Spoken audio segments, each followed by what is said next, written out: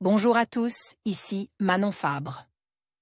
Bienvenue sur ma chaîne, où on explore ensemble le monde des aliments, leur composition et les critiques qui en découlent. Si vous voulez mieux comprendre ce que vous mangez et faire des choix éclairés, n'hésitez pas à vous abonner pour rester informé. Prêt à découvrir? C'est parti. Bonjour à tous. Dans cette vidéo, je vais vous parler d'un sujet qui touche de nombreuses personnes: comment mieux gérer son diabète grâce aux édulcorants. Je vais partager avec vous des informations sur les différents types d'édulcorants disponibles, leurs avantages et inconvénients, ainsi que des conseils pratiques pour les intégrer dans votre alimentation quotidienne. Que vous soyez diabétique ou simplement curieux d'en savoir plus, cette vidéo est faite pour vous. Restez avec moi pour découvrir comment ces alternatives au sucre peuvent vous aider à mieux contrôler votre glycémie tout en vous faisant plaisir. Le diabète se définit par des glycémies, taux de glucose sanguin, trop élevé, plus de 1,26 g à jeun. Il est dû, selon le type de diabète, soit à la quasi-absence de production d'insuline par le pancréas, soit à l'inefficacité de l'insuline produite. Le résultat est le même: les glucides consomment, sous forme de pain, féculents, fruits ou sucreries, s'accumulent dans le sang, voire dans les urines, et ne parviennent pas aux organes qui ont besoin de carburant. Sucre et diabète, que recommandent les diabétologues? Pendant des années, on a conseillé aux personnes diabétiques de limiter le plus possible leur apport glucidique. Mais, cela aboutissait à des régimes hyperlipidiques, trop gras, favorisant l'hypercholestérolémie et la survenue d'incidents cardiovasculaires. De nos jours, on recommande une alimentation normoglucidique, avec toutefois des bémols: une répartition de la consommation des glucides tout au long de la journée, sur 3 à 4 repas, et un choix de glucides à digestion lente, qui n'élèvent pas brutalement et fortement la glycémie, en pratique, des aliments céréaliers complets plutôt que raffines. Les fruits sont conseillés plutôt aux 5 en dehors des repas.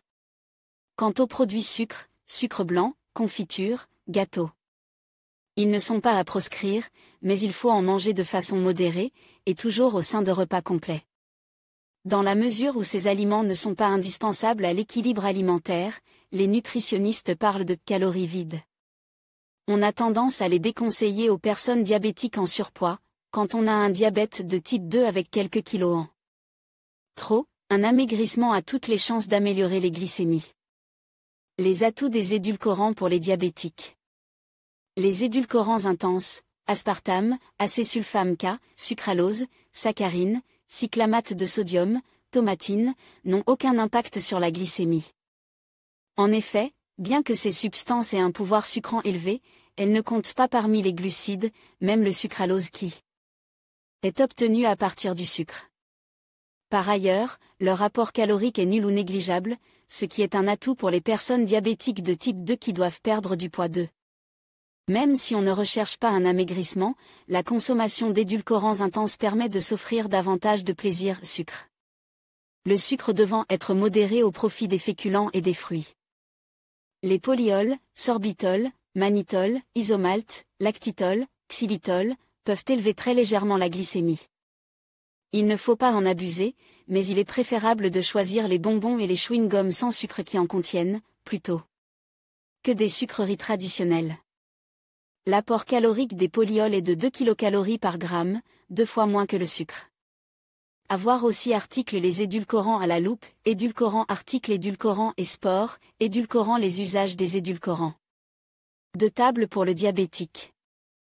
Les édulcorants de table, principalement commercialisés sous forme de comprimes ou de poudre, sont obtenus à partir d'édulcorants intenses. Ils ne comportent pas de polyols.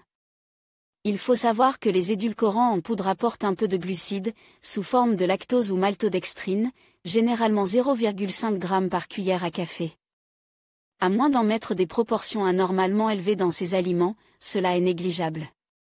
Si on a du mal à se passer de sucre dans les boissons chaudes, café, thé, infusion, l'usage d'édulcorants est recommandé.